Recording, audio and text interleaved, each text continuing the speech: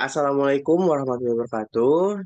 Selamat siang semuanya. Perkenalkan, saya Muhammad Afshal Faiz Destian dengan nomor NPM 2210631250019. Oke, nah di video kali ini saya akan review ataupun membahas tentang aplikasi dari perpajakan. Nah, sebelum saya membahas atau mereview aplikasi dari perpajakan, sini saya akan menjelaskan tentang apa sih pajak itu. Nah, menurut Kamus Besar Bahasa Indonesia, pengertian pajak sendiri adalah pungutan wajib. Nah, umumnya pajak ini berupa uang yang harus dibayar oleh penduduk sebagai sumbangan atau pemberian kepada pemerintah, negara, dan erat kaitannya dengan pendapatan, harga beli barang, kepemilikan, dan juga hal yang lainnya. Nah, sistem perpajakan sendiri ini dapat diartikan sebagai suatu kumpulan ataupun satu kesatuan yang terdiri dari unsur tax law, tax policy, dan juga tax administration yang saling berhubungan satu sama lain, bekerja secara harmonis untuk mencapai tujuan atau target perolehan penerimaan pajak bagi negara yang optimal. Nah, kualitas administrasi merupakan faktor yang sama pentingnya dengan kualitas hukum pajak dan kualitas kebijakan perpajakan. Nah, di Indonesia sendiri ini untuk perpajakan ada tiga sistem pemungutan pajak yang digunakan. Nah, yang pertama ini ada sistem self assessment, lalu yang kedua ada sistem official assessment, dan yang ketiga ada sistem withholding assessment. Oke, nah mungkin langsung aja ya kita ke review aplikasinya. Di sini saya akan mereview aplikasi perpajakan Indonesia yaitu DJP atau Direktorat Jenderal Pajak yang ada di Indonesia ini. Kita langsung aja.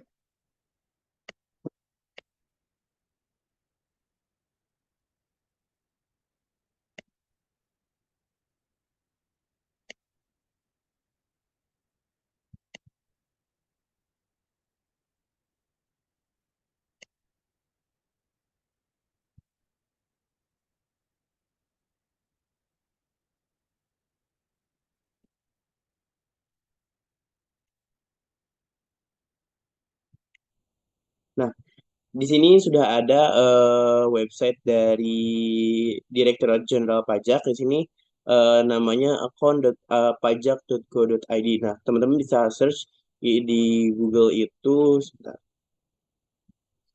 Bisa search di Google itu bisa search DJ DJP DJP DJP online.pajak.go.id. Nah, kalau di sini tinggal tinggal bisa langsung login aja, ya, gitu ya. Oke, di sini di tampilan pertama di tampilan website DJP ini ada informasi, lalu ada profile, ada bayar, di sini ada profile, ada bayar, lalu ada lapor dan juga ada layanan. Nah, untuk informasi ini berisi informasi-informasi dari akun kita ataupun dari akun pajak kita. Nah, untuk profil sendiri berisi profil dari data diri kita. Lalu bayar ini merupakan fitur untuk pembayaran pajak jika dalam pelaporan pajak kita ada jumlah yang tidak sesuai. Dan juga ini untuk lapor pajak kita per tahunnya. Nah, di sini saya akan memberikan tutorial ataupun langkah-langkah kita dalam melapor pajak. Nah, untuk melapor pajak sendiri ini ada dua pengisian. Di sini bisa melalui mengunduh formulir ataupun bisa mengisi langsung di web ini melalui e-filing dan juga SPT. Nah, biasanya kalau misalnya untuk mengisi atau melaporkan pajak itu menggunakan e-filing. Nah, kita bisa pencet aja di sini e-filing. Nah, di sini langsung ada arsip SPT. Nah, di sini arsip SPT ini berisi tentang pelaporan pajak-pajak dari tahun-tahun sebelumnya. Nah, kalau kita misalnya mau lihat draft SPT-nya itu di sini draft konsep SPT dan di sini juga ada untuk buat SPT-nya. Jadi di sini adalah halaman untuk bantuan seperti ini ya. Oke, nah langsung aja kita buat SPT atau laporan perpajakan. Yang pertama sih adalah apakah Anda menjalankan usaha bebas? Ini data ini bisa diisi sesuai dengan data-data diri teman-teman ya. Nah, di sini setelah diisi data-data yang sesuai, di sini teman-teman akan ditanyakan dapat menggunakan formulir 1770S. Pilihlah form yang akan digunakan. Nah, di sini ada tiga pilihan, yaitu dengan bentuk formulir, dengan bantuan, ataupun dengan upload SPT. Nah, untuk upload SPT sendiri ini berarti kita isinya secara formulir, secara fisik, dan di-upload di website seperti ini. Nah, kalau untuk dengan bentuk formulir ini dan dengan bentuk panduan hampir sama, tapi untuk dengan panduan ini ada panduan tersendirinya. Nah, coba kita pilih yang dengan bentuk formulir. Nah, yang pertama ini ada untuk data formulir. Nah, berisi tahun pajak, status SPT, dan juga pembetulan ke jika memang status SPT-nya itu pembetulan. Nah, jika normal, kita pilih normal, lalu kita tahun pajaknya itu pilih tahun yang paling baru. Oke, tahun segini. Kita pilih selanjutnya. Nah, oke, di sini ada info bahwa jika dari teman-teman itu ada data pembayaran pajak yang mulai potongan pajak oleh pemberi kerja atau pihak lainnya itu bisa diisi, bisa langsung teman-teman isi aja yang menggunakan data-data teman-teman dari sebelumnya. Jika memang tidak ada, teman-teman bisa isi sendiri. Nah, karena di sini kebetulan ini akun pajak ayah saya. Di sini saya menggunakan akun pajak ayah saya dan ada data dari tahun-tahun sebelumnya, maka saya akan menggunakan data-data sebelumnya. Oke. Nah, di sini jika memang ini isi saja sesuai dengan data-data yang sesuai, kita langsung aja. Di sini juga ada bagian harta pada akhir tahun, isi aja dengan sesuai dengan datanya teman-teman. Juga di sini ada kewajiban atau utang pada akhir tahun. Di sini isi aja sesuai dengan apa yang teman-teman alami. Ini juga ada nih daftar susunan anggota keluarga. Nah, dari teman-teman jika di sini tanggungan pada SPT tahun lalu itu jika memang ada itu teman-teman kita bisa lihat jika tidak berubah dari tahun lalu laporan tahun lalu teman-teman bisa langsung aja pencet yang tanggungan pada SPT tahun lalu maka akan bertambah. Nah, jika memang ada tambahan teman-teman bisa tambah di sini. Nah, di sini ada input untuk nama, nomor NIK, hubungan keluarga dan juga pekerjaannya. Seperti itu. Sama ya, sama kayak harta pada tahun ini. Jika memang ada pada tahun lalu bisa diklik. Nah, jika bisa diklik aja. Kalau misalnya emang ada pertambahan silakan ditambahin. Kalau misalnya nggak ada ya udah nggak usah gitu. Oke, ini juga sama. Kalau misalnya emang ada pada tahun lalu nggak usah. Kalau misalnya emang oh ternyata nggak ada gitu ya udah berarti emang udah nggak ada. Dan jika memang ada pertambahan pada tahun ini ya ditambahkan aja sesuai dengan data dari teman-teman semua. Nah, jika memang sudah benar semua datanya, klik selanjutnya. Oh, di sini ada penghasilan neto dalam negeri yang terima. Di sini teman-teman bisa isi sesuai dengan dari data pajak teman-teman yang diberi oleh mungkin dari pekerjaan perusahaan dan lain-lain seperti itu. Kita lanjut aja. Di sini juga penghasilan yang tidak masuk objek sini juga teman-teman bisa isi dengan data teman-teman dengan sesuai ya. Jangan sampai salah. Nah, di sini ada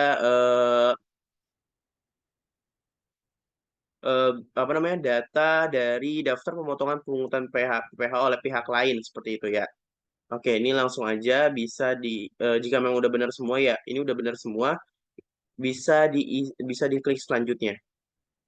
Nah, ini ada identitas. Nah, di sini diisi dengan sesuai dengan data yang data teman dari teman-teman ya, dari status perkawinan, status kewajiban pajakan dan juga NPWP.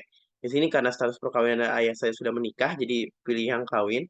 Lalu juga karena ayah saya merupakan kepala keluarga, di sini pilih yang kepala keluarga. Lanjut. Nah, di sini karena memang udah sesuai data dari tahun lalu, teman-teman juga memang jika memang belum ada bisa diisi dengan sesuai dengan data yang teman-teman ya. Ini juga bisa diisi dengan sesuai data teman-teman. Ini juga, ini juga sama. Pokoknya isi data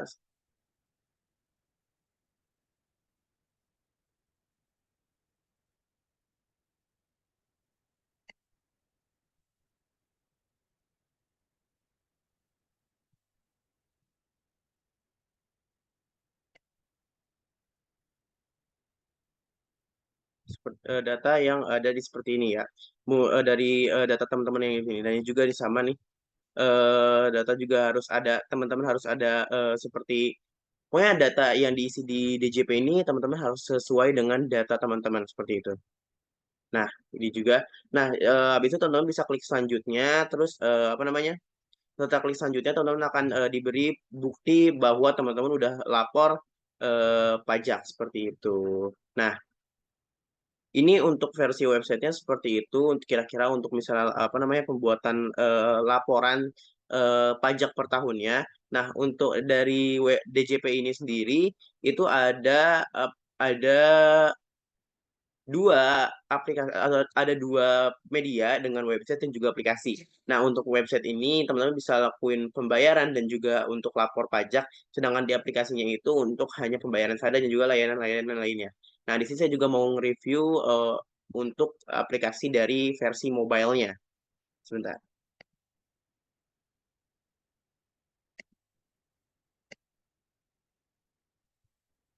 Oke, nah, saya harap eh, ini tidak nge-lag ya share screen-nya. Nah, di sini ada tampilan untuk yang pertama itu ada tampilan awal dari aplikasi dari DJP ini yang disebut kalau misalnya teman-teman cari di Play Store atau App Store itu namanya M-Pajak.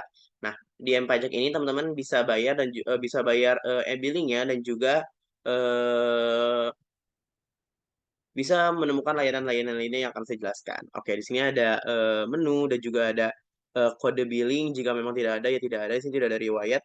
Nah, selanjutnya di sini ada tenggat pajak dan juga ada lokasi KPP atau kantor pajak cabang itu yang terdekat dari lokasi kita tuh di mana sih gitu.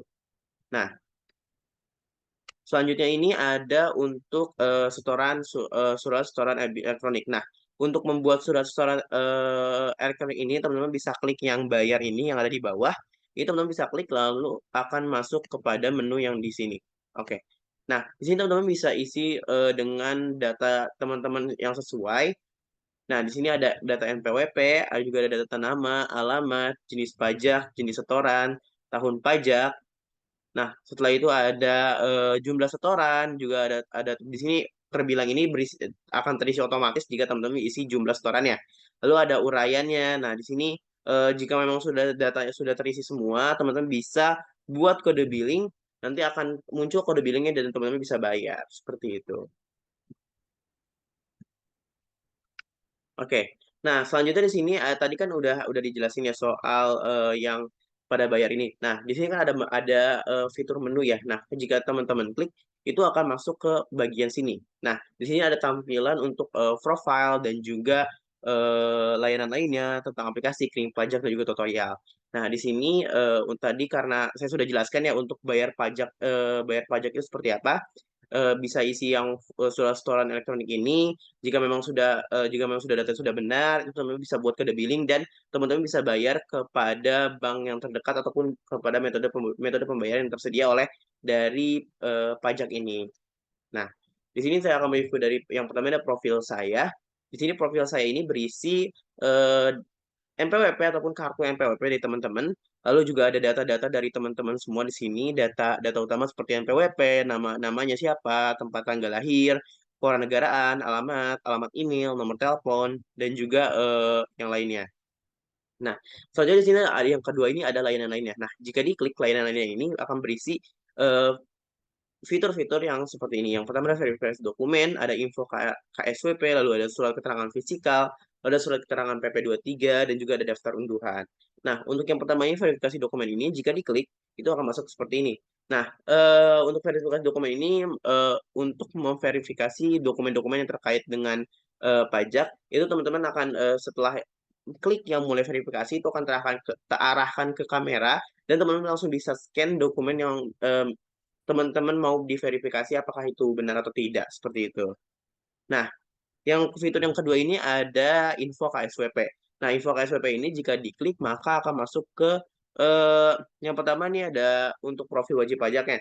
Nah, di sini berisi nomor NPWP, nama dan juga alamat. Nah, habis itu kita bisa cek validasinya dan akan muncul seperti ini. Info KSWP-nya ada status WP dan juga SPT tahunan PPh 2 tahun terakhir. Nah, oke. Jika memang di sini ada juga statusnya ya, ada status terpenuhi dan tidak terpenuhi, seperti itu.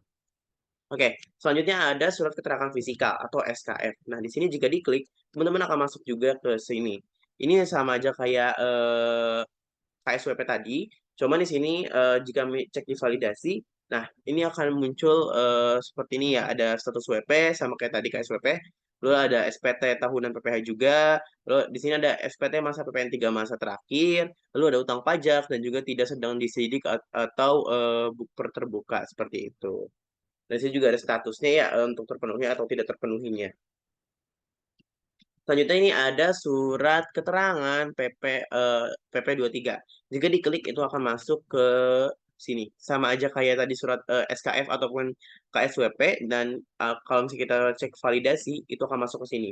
Ini ada status WP, ada WP masuk dalam skema PP 23 dan juga SPT tahunan terakhir. Nah, di sini ada juga ada status terpenuhi atau tidaknya, seperti itu. Nah, yang terakhir ini ada daftar unduhan. Daftar undangan sendiri jika diklik itu akan berisi dari dokumen-dokumen yang telah kita minta tadi seperti kayak surat keterangan PP23 dan juga ada SKF, juga ada info KSWP seperti itu. Nah, selanjutnya di sini ada tentang aplikasi. Tentang aplikasi ini berisi versi aplikasi M Pajak yang terinstall pada handphone teman-teman seperti itu. Untuk ring pajak sendiri ini adalah call center ataupun customer service dari DJP atau Direktorat Jenderal Pajak seperti itu. Nah, untuk tutorial sendirinya tutorial untuk menggunakan aplikasi dari M Pajak ini sendiri. Oke, nah mungkin untuk review aplikasi dari untuk review aplikasi dari pajaknya itu sendiri, mungkin cukup cukup sampai sini aja ya. Mohon maaf jika dari perkataan saya selama video ini ada yang tidak jelas dan juga dari perbuatan saya selama video ini ada yang kurang berkenan. Saya mohon maaf. Saya pamit. Wassalamualaikum warahmatullahi wabarakatuh.